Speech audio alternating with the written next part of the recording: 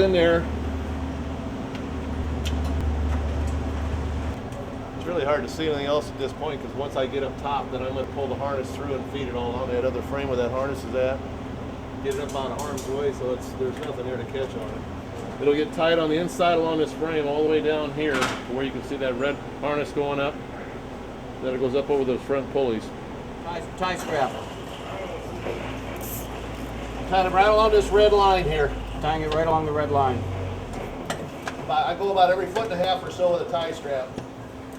So I put 1, 2, 3, 4 tie straps up here as far as I can reach from the tank. Then I got to go down below and grab the rest of them.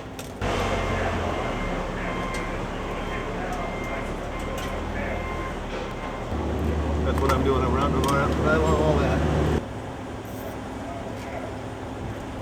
Okay. And the excess just gets coiled up here, and then to install this, it goes up the bottom of the cab here. There's a electrical box where they plug them in. The feeder and everything has to be dropped down. The guy's got to get up there and tie all that in. When you come down from here, you got to make sure these doors are always shut. So you back out, you don't catch anything. I'm going to close this inside entry door now. It's just a shield door to the grain tank that gets back to the rotor. This is where the electrical harness lays up here from the switch.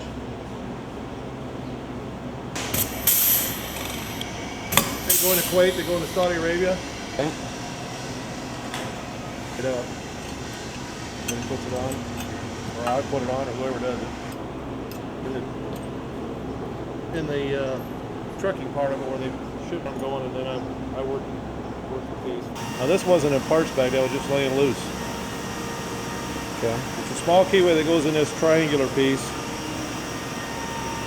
You'll see once it all gets to going together, there's a reason for all this. It all goes into the clutch on the shafts and the pump and this clutch piece. So I'm going to put those two together so we don't lose them. I'm going to start assembling this. Now in this bolt you got a bowl wheel and 2 washers. Okay. Put this piece in.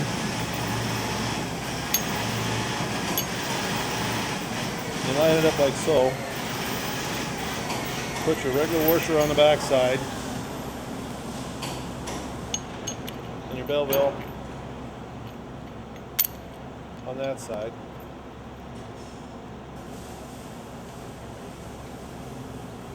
The regular washer, bell valve, and your nut. And what you're doing here, you're going every other one with a rotation on these.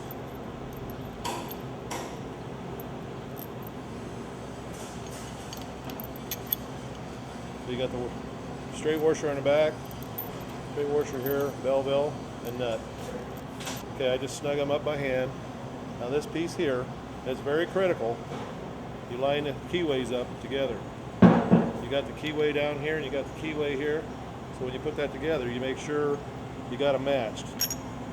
And if you have any doubt about it, set them in here and look at it.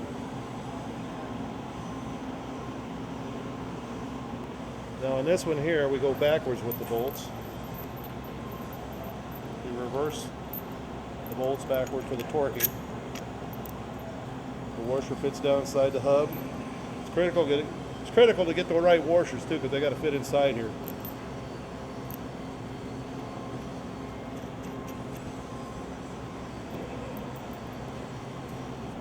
So what you're looking at here, you've got every other one a staggered pattern. You got one going this way, one going the other way.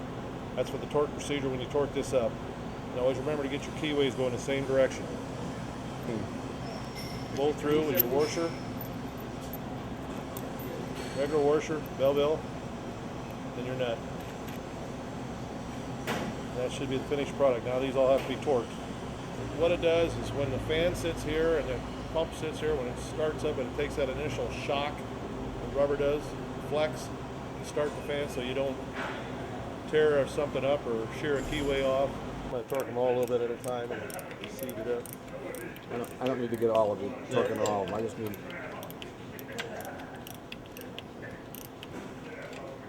You said it doesn't it click? How does it? It will. I'm just snugging them all up even okay. first before I find what they call anti-seize. It's just a lubricant you put on. You don't need very much the way this is slopping on. It helps to put this on or come back off if it's ever got to come off. In case I screw up, which has happened before. But before you install this, once again, it's very critical. Have the right hardware in here and make sure the keyways always line up top to top in your installation. Okay?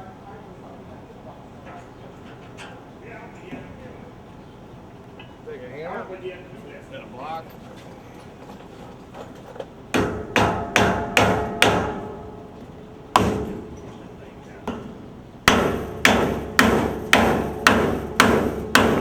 Okay, take a little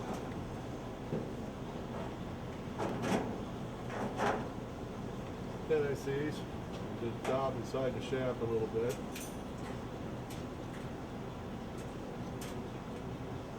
Lubrication purposes and put it together.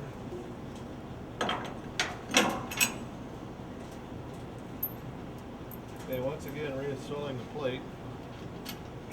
3 times the charm of this maybe too.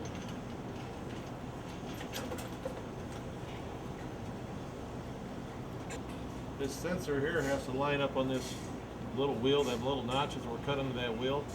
That's what this sensor sends the signal off of. Picks up on that. That has to line up with this sensor to read for the reading. Got it. Started. Just push it in. Okay. Okay. Yeah, I did that. Got I it. want to get that again. No, I got it lined in the keyway. I don't think I can.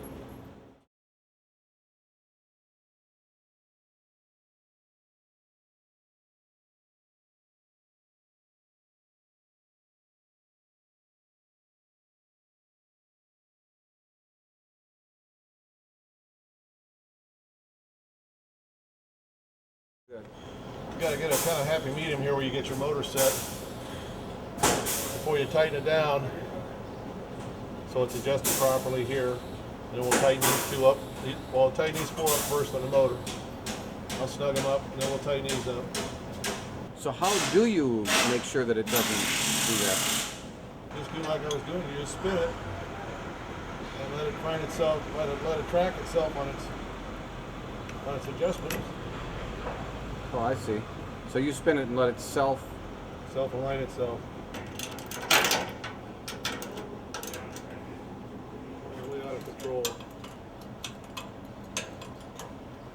Because the right thing to do on this thing would let it run a little while, let it break in, and then reset it and calibrate it and probably adjust it then.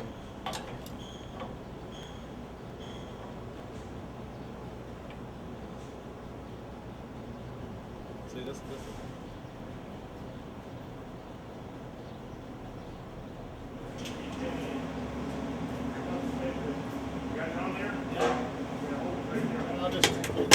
Once we get it set up here and torque, I can clamp it up here the best I can. And they got this thing 6 inches apart and it's got to narrow down to a clamp here in the middle. Well, what we'll have to do, I'll get them all kind of preloaded here and tighten up that up there. All right, now shove it up. Shove it back up. Okay. Now who's Put the washer on there in the nut. pushing it in? He's Jeremy. clear underneath the hood doing that. Jeremy down. Jeremy. And who's That's Perry down there. so this is a 3-man or 2-man job just for this? Well, Well, I'll tell you what you gotta do. You gotta get down in that damn. well, see that other I machine? need that nut. That other machine had a weldment back I here. need a nut. So it was welded in place in factory. Yeah, there should be a nut under there, Perry. Yeah, it came off. I don't see it. I don't see it.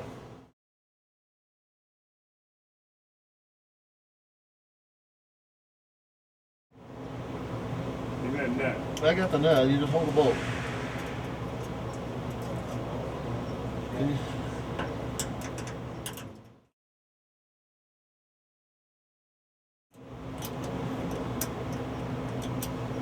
We'll get this thing on both sides.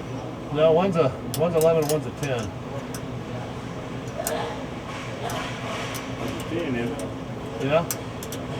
You want the box end wrench? Here. Final assembly. Oh, wait a minute. I'm gonna tighten this bracket up here. I can't see it, but I can feel it. Feel.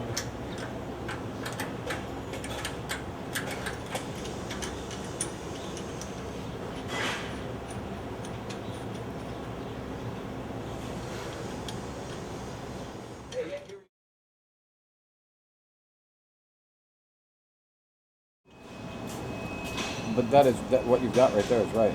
That angle. Yeah, I better watch on top of that.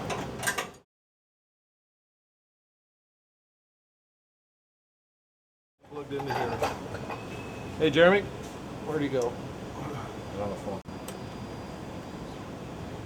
Is that how you want that? Yeah. Down here you need? Oh, I can find some standard. Don't put this bottom clamp on until these are all torqued and tightened.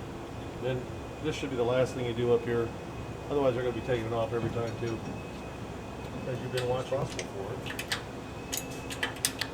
I want to make sure.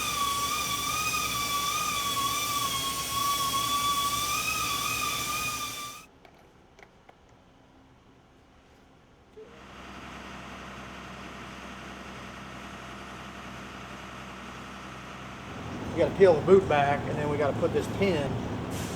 We're basically adding a pin to the connector. It's like a 20-pin connector, but there's some blanks in there. So we adding a pin, and then we got to ground it. We got to put a ground. It'll be a ground.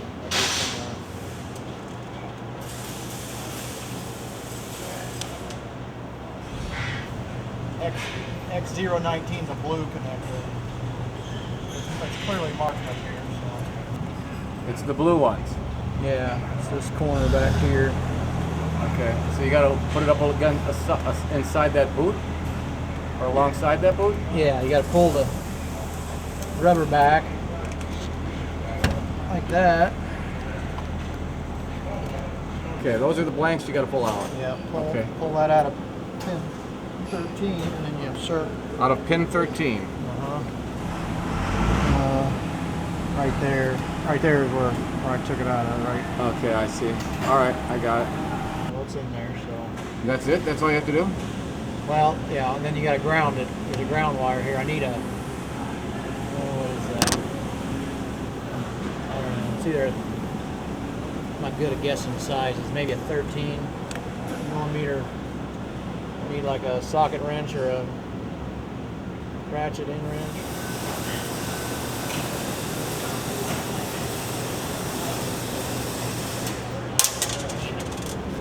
I got them.